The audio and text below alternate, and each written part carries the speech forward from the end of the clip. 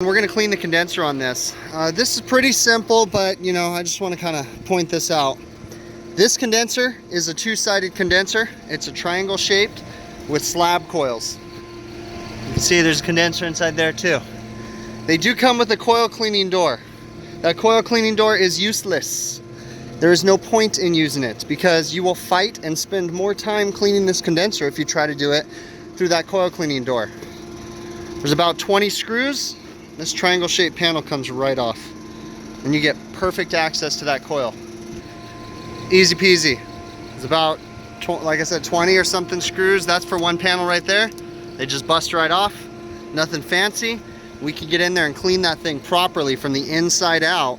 That way we can wash the lint and the dust out the way, you know, the natural way that it'll fall out. Not too difficult, but you know, it's one of those things, I'll be honest with you, it took me a while to realize that. I used to try to clean it through those coil access doors and it was miserable. And then one day I just kind of thought, hey, stop being stupid. Take this panel off.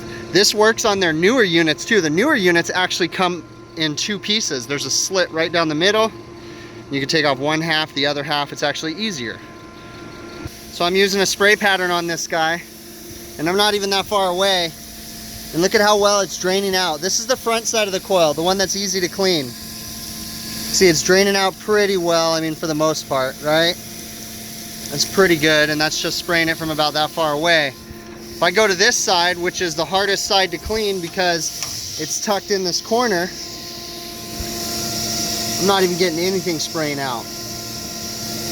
So, you know, we really gotta take our time and be thorough with these things. This particular restaurant uses coil cleaning company to come through. They don't know what the hell they're doing. And the second thing is they end up beating the crap out of that coil. It's all flattened out bad because they're just using a normal spray nozzle and they end up ruining it. So we're gonna go ahead and clean this one with acid. If you guys don't already know, new Calgon actually sells this wand and it attaches to your coil gun and it allows you to get into that condenser deep down inside and spray the coil cleaner in there. So you don't have to fight trying to get that giant gun inside there. If you guys haven't tried them out, they're worth it. But yeah, they're a great little gun. And you can actually adjust the spray pattern too. On the end of the wand, there's like a little set screw. You can tighten it, loosen it to adjust the spray pattern. But definitely worth it if you haven't already. Pick up the Calgon coil gun and the wand for it and you'll be good to go. Extreme with the coil cleaner because this one's really dirty, okay? But I sprayed from the inside out, okay? And the foam is coming all the way through too. You want to make sure that you're spraying in the direction, the opposite direction in which the crap came through, so that way you can push it out the easiest way. Trying to wash a coil, it's kind of defeating the, you know, it's difficult when you try to wash it this way because you're just blowing the shit back into the coil.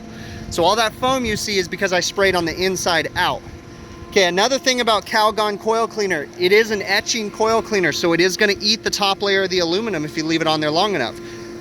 This stuff does have coil brightener in it. All that crap is just, you know, it's just an acid basically that eats away the coil. I don't care if this coil is shiny. All that I care is that the stuff is out of the middle of the coil. Don't use this stuff to try to make it all shiny because when you're making it all shiny, you're just eating the top layer of the aluminum off, okay?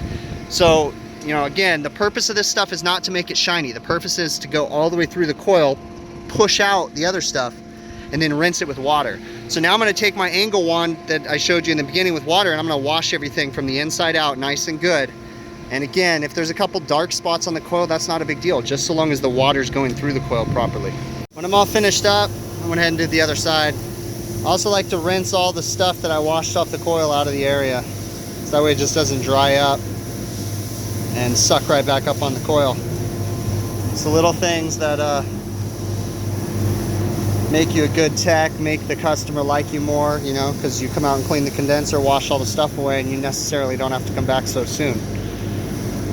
So this side's definitely a little bit easier to clean because it doesn't have the refrigeration lines on it. But yeah, it's all nice and pretty. And remember, like I said, I don't care that I still see some brown marks on the coil. So long as I'm getting water washing through, that's all that matters to me, okay? So don't spend so much time trying to make it shiny as much as making sure that it's clean. Because remember, when you're making it shiny, the brightener they have in that coil cleaner is actually etching the coil away. and you know, so many times, and that's going to be a problem. You also want to make sure you rinse it off as quick as possible, so that way you don't leave it on too long. So I'm all finished up. I did my best. I mean, I didn't scrub the ground, but I did my best to clean up. There's still a little bit of stuff, but you know, you can only do so much. Now here's the deal. I was here today on their dining room AC. The complaint was the AC wasn't working. When I got here, it actually had a bad thermostat. But I went ahead and looked beyond the thermostat, checked out the AC. Found that the AC was actually working great. Analyzed the system, all 4 stages, bitchin', no problems, okay? While I was here, I noticed that their kitchen AC had lint all over the condenser. So I ran it up the chain of command, made sure that they wanted me to go ahead and clean that unit up. They did. Went ahead and cleaned it. After I cleaned it, started the unit up, tested all the condenser fan motors, found a couple other things. There's some outside air filters missing. But I noticed something as I was leaving, because I wasn't here for this AC, I didn't gauge up on everything. But I noticed as I was leaving, because I always open the ACs up to make sure I didn't unhook anything, make sure I put everything back on. I noticed the 3rd stage compressor on this one wasn't running. Tested it, actually found out that we had a bad compressor. It is very important that we're thorough with these restaurants. Now, 3 stages, they weren't even asking me about their kitchen AC. They'd be fine right now because it's only about 85, 90 degrees, but once, you know, in about 2 months, a month and a half, when we hit about 100, 110 out here, that thing's gonna fall off the map. And just because I'm cursed, it would come to me on a Saturday afternoon. If I'm thorough now and go through everything, I can catch that compressor like I did before it becomes a Saturday afternoon service call and ruins my day.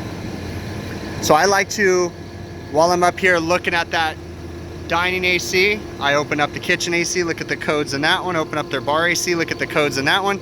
I'm not spending hours because they didn't ask me to. I'm spending about 10 minutes on each AC, just troubleshooting real quick. You know, I found a dirty condenser, that was some more work, justifiable. Found a bad compressor, hey, there's some more work, I'm gonna quote that. All right, so we tend to get in a hurry. We tend to want to get home because we have plans or whatever, but you got to remember, when we're here to work on something, we need to finish it. We need to be thorough. If we can't finish it, we need to let the office know that, hey, I'm not done with that unit. I need some more time. Yeah, you may get some bitching and stuff like that because, oh, you need to finish it up. We have other calls for you. That's fine. But so long as you let the office know that you would like to spend more time on that, you need to be upfront. Also, the whole time I was here, I'm communicating with the general manager on site, letting her know, hey, here's the deal. I found this. I'm going to look at this. Oh, thank you very much. Very happy about me taking the time to look at everything. Okay, so bottom line, let's be thorough. Let's make sure that we're, you know, completing the job. Let's make sure that we're looking at everything. Number 1 rule, whenever you leave a job site, triple check that you turned everything back on. There is nothing worse than a service call of it's not working right after you worked on it and either yourself or another tech has to go out there and turn a switch on. It is completely unacceptable. Make sure, double, triple check that you're turning everything back on. Guys, that's it for today. We'll submit quotes to change that compressor. Other than that, we're good to go.